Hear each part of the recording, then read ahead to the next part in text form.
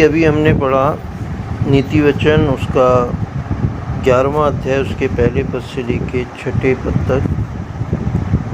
यहाँ फिर परमपिता परमेश्वर हमें धर्मी और दुष्ट के विषय में और अच्छाई और बुराई के विषय में समझाना चाहता है अपने वचन के द्वारा।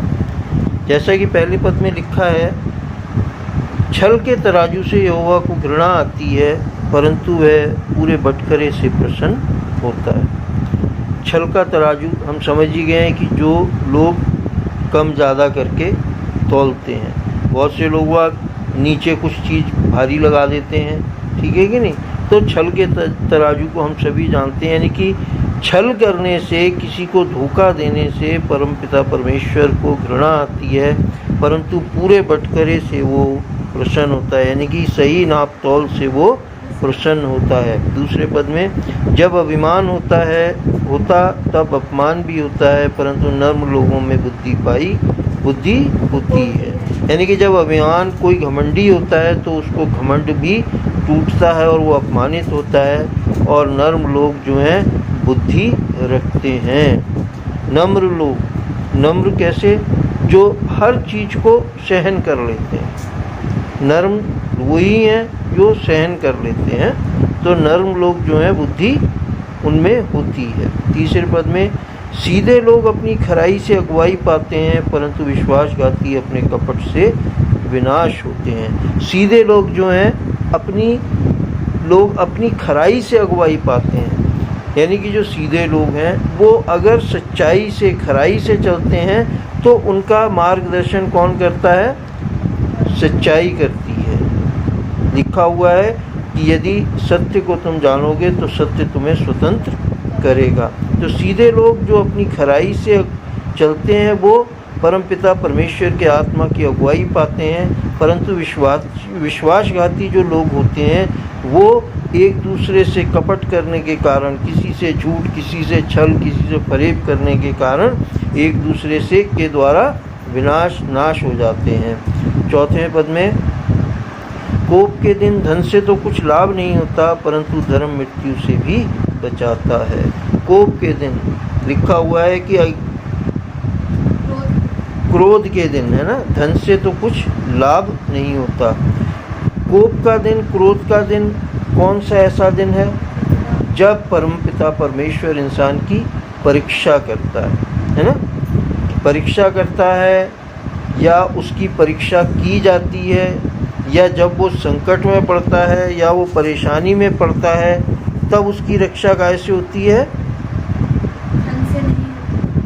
धर्म से होती है। धन से नहीं होती, बल्कि कैसे होती है? धर्म से होती है। और धर्म क्या है? परमपिता परमेश्वर की आज्ञाओं का पालन करना, सच्चाई के रास्ते को अपनाते हुए चलते रहना, इधर उधर नहीं चलना, झूठ और यानी कि छल की तरीके से काम नहीं करना कि कभी हम सच्चाई, कभी झूठ, कभी सच्चाई, कभी झूठ, किसी को धोखा, किसी के साथ ईमानदारी, ऐसा नहीं। परंतु धर्मी की चाल क्या होती है? खरी चाल होती है। और धर्मी की चाल क्या है? परमपिता परमेश्वर की आज्ञाओं को मानना और उसका डर अपने हृदय में रखना, क्योंकि जब हम उसका भय मानते हैं तो हमारे अंदर बुद्धि भी पाई जाती है, और जब बुद्धि पाई जाती है तो हम खरी चाल चलना सीखते हैं। 5वें पद में, खरे मनुष्य का मार्ग धर्म के कारण सीधा होता है, परंतु दुष्ट अपनी दुष्टता के कारण गिर जाता है। खरा मनुष्य, परमेश्वर का भय मानने वाला मनुष्य, धर्म के कारण सीधा, यानी कि उसका मार्ग जो होता है सीधा होता है। वो उलटफेर की बातों की तरफ ध्यान नहीं देता, क्योंकि अगर वो भी उलटफेर की बातों की तरफ ध्यान देने लगेगा तो क्या होगा? वो भी दुष्ट कहलाएगा, है ना। तो खरे मनुष्य का मार्ग धर्म के कारण सीधा होता है, परंतु दुष्ट अपनी दुष्टता के कारण गिर जाता है, यानी कि उसका नाश हो जाता है। 6ठे पद में, सीधे लोगों को बचाव उनके धर्म के कारण होता है, परंतु विश्वासघाती लोग अपनी ही दुष्टता में फंसते हैं। फिर वही वाली बात आती है कि सीधे लोग कौन है? परमपिता का भय मानने वाले, उसके आज्ञाओं को मानने वाले, उसके भय में चलने वाले, बुद्धि के साथ को प्राप्त करने वाले लोग जो हैं, आपका उनका बचाव परमपिता परमेश्वर की तरफ से सदा होता रहता है। चाहे दुख आए, चाहे संकट आए, चाहे परेशानी आए, चाहे दुश्मन खड़े हों, चाहे कुछ भी हालात ऐसे हों, तो उनका क्या होगा? रक्षक कौन होगा?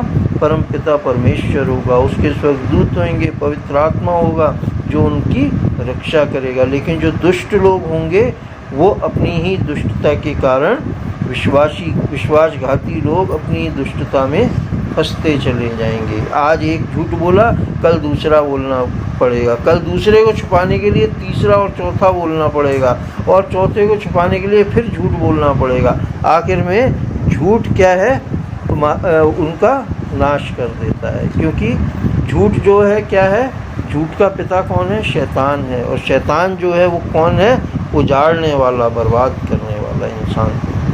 इंसान का शैतान से कोई नाता नहीं है। क्योंकि कोई भी चीज़ जो बनाई जाती है तो वो अपने सृजनहार के साथ उसका नाता होता है। क्योंकि उसकी रचना करने वाला ही उसका पिता होता है, उसका सब कुछ होता है।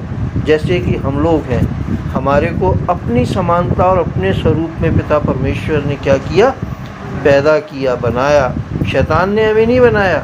शैतान ने क्या किया? बिगाड़ किया। अगर हम अदन की वाटिका से देखें तो शैतान जो है भरमाता आया है, लालच देता आया है, बुरे रास्ते पर चलाने की कोशिश करता आया है, आज्ञा तोड़ना सिखाता हमें आया है। इसलिए अगर हम दुष्ट की चाल पे चलेंगे तो हमारा नाश होगा। और अगर हम पिता परमेश्वर के वचनों को मानेंगे, उसका भय रखते हुए उसकी आज्ञाओं को मानेंगे, धर्म के, सच्चाई के, सिधाई के रास्ते पे चलेंगे, तो हमारा हर चीज़ से, इवन मृत्यु तक से, परम पिता परमेश्वर हमारा अचानक आने वाली मृत्यु, एक्सीडेंट होने वाली मृत्यु से हमारा पिता परमेश्वर हमें बचाता रहेगा। मेरे जीवन में बहुत से ऐसे कहते हैं सच्चाई के, ऐसे एक्सीडेंट के जो मृत्यु होने वाली हो, ऐसे बहुत से उदाहरण हैं जिसमें परमपिता प्रभु ने मेरे को बचाया है। और ये बात सच्ची है। मैं अपनी गवाही इसलिए देता हूँ, ये नहीं कि अपनी बड़ाई कर रहा हूँ, नहीं, गलतियाँ मेरे से भी होती हैं, कई बार मैं भी मात खाता हूँ, लेकिन इसके बावजूद भी मैं परमपिता परमेश्वर की गवाही देता हूँ कि वो अपने वचन अनुसार अगर हम उसका साथ चलते रहते हैं तो वो हमें बचाता रहता है। चाहे एक्सीडेंट हो, चाहे मृत्यु हो, चाहे बीमारी हो, धर्म के कारण, क्योंकि अगर हम उसके विश्वासी हैं, उस पर विश्वास करते हैं, प्रार्थना करते हैं, तो वो हमारी रक्षा करता है एक पिता के समान, है ना। तो हमें अपने पिता परमेश्वर पर सदैव उसके पवित्र भय में चलते रहना है, धर्म के मार्ग को पकड़े रहना है, उसकी आज्ञाओं को मानना है, और दुष्ट शैतान की बातों पर जो लालच देता है, हमें कहते हैं बुरे रास्ते पे लेके चलता है, आज्ञा तोड़ने के लिए सिखाता है, उसकी बातों पर मन नहीं लगाना है। परमपिता परमेश्वर के वचन के पढ़े और सुने जाने पर बताए इससे आशीष हो प्रभु यीशु मसीह के नाम में। आमीन, आमीन, आमीन।